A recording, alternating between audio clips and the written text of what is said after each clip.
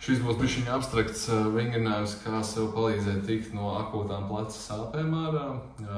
Apspēlēsim bišķi mūsu smadzenes, pastrādāsim ar diagonāliem smadzeņu struktūrām, mūsu nervu sistēmu, respektīvi mēs skatīsimies uz vertikālu mazu objektu, šajā gadījumā pildspalvu, skatīsimies uz aptuveni galiņu ar acīm, un otrā pusē, šāda aptuveni liņķī, spiedīsim pirkstus pret īkšķi un otrādi un iesim uz riņķi. Uzdevumu jāatkārto, jāturpina minūti uz katru pusi.